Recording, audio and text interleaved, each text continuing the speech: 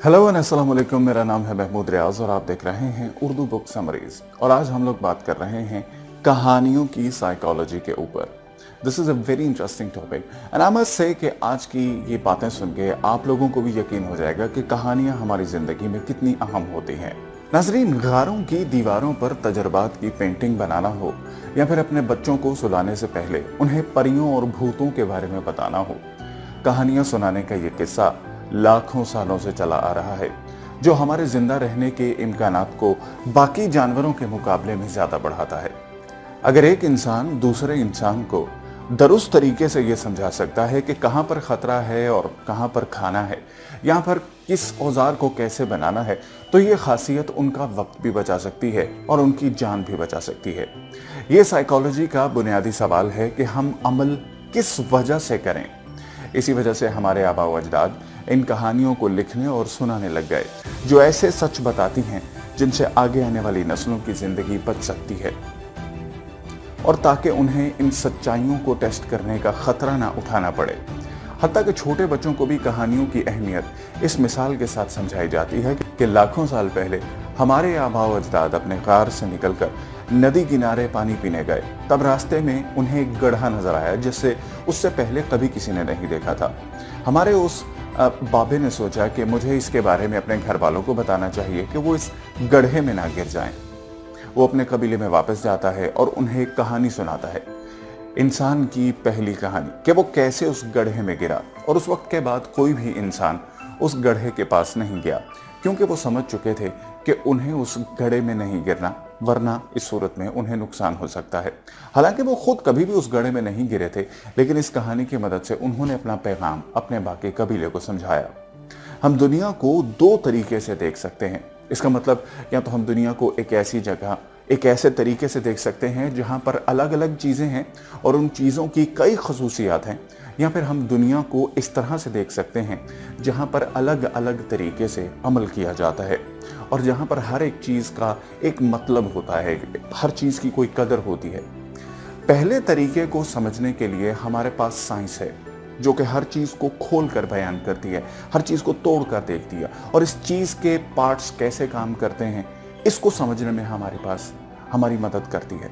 और दूसरा तरीका है हमारे पास ड्रामा, लिटरेचर, या फिर तरीक़ाकार, रसूमात, कहानियाँ। और दुनिया को समझने के लिए हमें इन दोनों तरीकों का सहारा लेना पड़ता है। साइंसी इनकलाब शुरू करने वाले फिलोसोफर और साइंसदानों के वक्त से पहले हम इंसान काफ़ी रूहानियत में रहते थे, जहाँ पे हर चीज़ एक मतलब से भरी हुई होती थी और हमारे पास एक इखलाकी मकसद होता था किसी भी काम को करने का, जो कहानियों की सूरत में समझाया जाता था। और हम इन कहानियों को सुनकर समझने लगे थे कि हमें इस दुनिया में कैसे खुद को ओरिएंट करना है और किन कवानीन की पैरवी करनी है। लेकिन आज के वक्त में मगरिब के असर और रसूख की वजह से हम दुनिया को सिर्फ साइंसी लेंस की मदद से देखने लग गए हैं और कहानियाँ और अपनी सकाफत की हिकमत को बिल्कुल भूल चुके हैं, बल्कि इसको किसी हद तक मुस्तरद भी करते जा रहे हैं। लेकिन ये मादियत पसंदाना नज़रिया हमें शऊर के बारे में कुछ नहीं समझा पाता।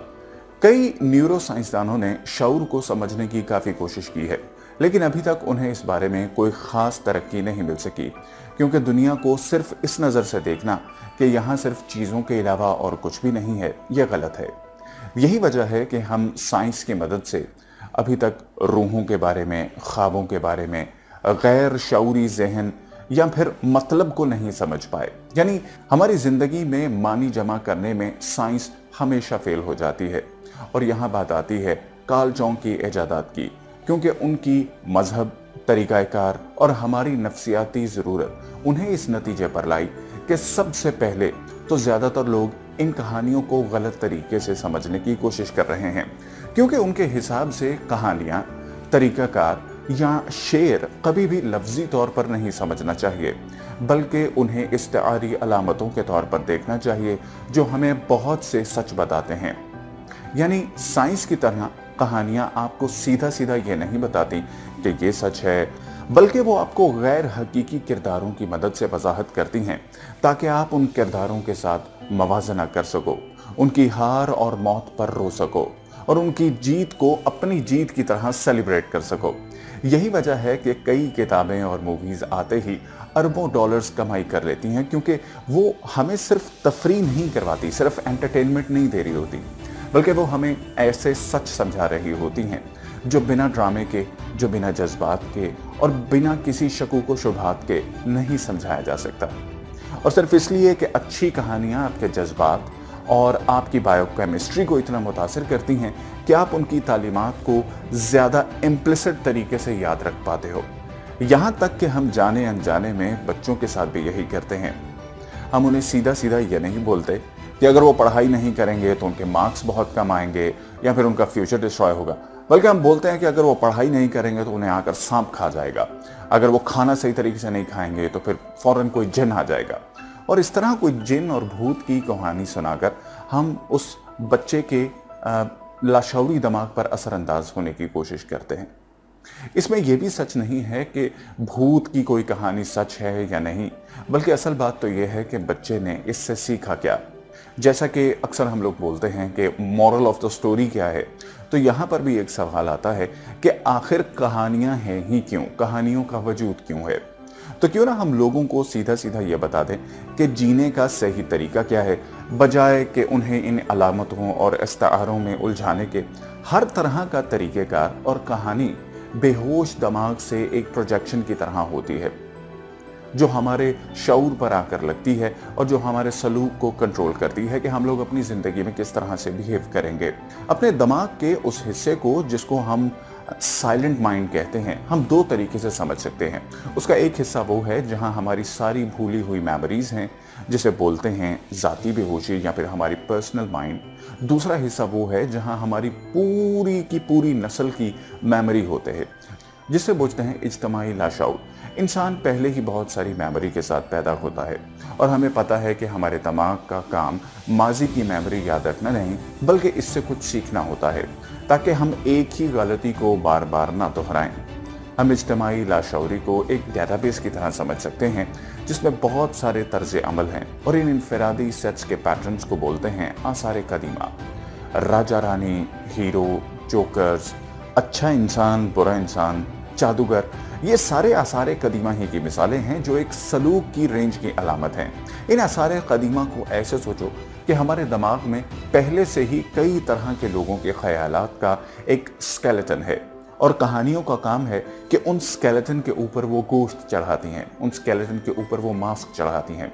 यही वजह है कि सबसे बड़ी कहानियाँ वही होती हैं जो हमारे इस लाशऊरी दिमाग में ऐसे फिट हो जाती हैं जैसे हमें एक अधूरी पजल का बचा हुआ टुकड़ा मिल गया हो। और आखिर में मैं ये बात करना चाहता हूँ कि एक अच्छी और बुरी कहानी को कैसे पहचाना जाए, क्योंकि बहुत बार ऐसा होता है कि बुरे लोगों की कहानियां हमें सुनने को मिलती हैं। कुछ कहानियां ऐसी होती हैं जिन्हें न सिर्फ सुना नहीं जाना चाहिए बल्कि आगे भी नहीं सुनाया जाना चाहिए।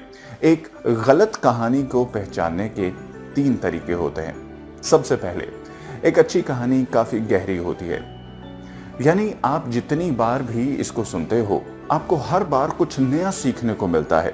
वरना जो कहानियाँ काफ़ी सादा होती हैं और आपको सोचने पर मजबूर नहीं करती, वो ज़्यादातर गलत और नामुकम्मल होती हैं।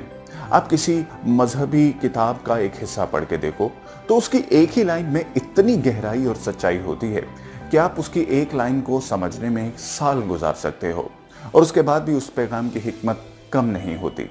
इस तरह की कहानियों को पोलिसमस बोला जाता है, यानी उनमें सच की काफ़ी तय होती है जिसके एक से ज़्यादा मतलब निकल सकते हैं। दूसरा पॉइंट, आसार कदीमा का अदम तवाज़ुन, यानी अगर एक ही कहानी में आसार कदीमा या पैरोकार सिर्फ एक ही पैगाम को बार बार दोहराए जा रहे हैं तो समझ जाएं कि इसमें कोई गड़बड़ है। जैसे अगर एक कहानी का निचोड़ यह निकलता है कि पैसा ही सब कुछ है, या इस कहानी का मरकजी किरदार ही बगैर किसी सफ़र के और बगैर किसी किस्म के मुश्किलों के तब्दील हो जाता है, तो इस तरह का अदम तवाज़ुन और इस कहानी के नामुकम्मल होने को जाहिर करता है और हमें यह बताता है कि इस कहानी के मीडियम से लोगों को गलत मैसेज दिया जा रहा है।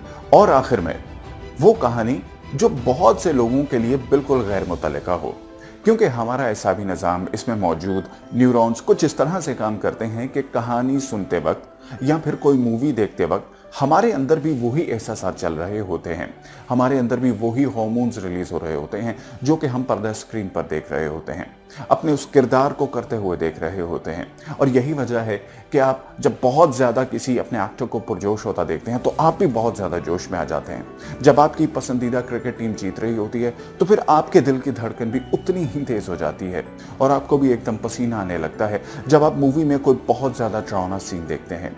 हमारा ज़मान का मरकज़ और हमारी एक कहानी से मुतल्लिक करने वाले मुदाफ़ियाती सिस्टम इतने करीब से जुड़े हुए हैं कि अगर हम एक कहानी से किसी भी लेवल पर रिलेट नहीं कर पा रहे और कहानी का प्लॉट भी इतना शैलो है कि आप उसमें आगे क्या होगा ये पेशन गोई खुद कर सकते हो, तो समझ जाओ कि इस कहानी का मैसेज गलत है और आप बहुत जल्द उस कहानी में दिलचस्पी खो देंगे। कहानियां हम इंसानों को कुछ भी याद करने का और गहराई से समझने का सबसे कुदरती तरीका है। बिना कहानी को समझे या तो आप कहानी को लफ्ज़ी लेने लगोगे या फिर उसे सीधा सीधा मुस्तरद कर दोगे। हम माने या ना माने, हम हर वक्त अपनी जिंदगी एक कहानी की तरह ही जी रहे होते हैं और तभी सबसे अहम सवाल जो हम खुद से पूछ सकते हैं वो ये है कि हम खुद को और दुनिया को कौन सी कहानी सुना रहे हैं। क्या हम अपनी कहानी में एक हीरो हैं या बस एक पस मंजर का किरदार?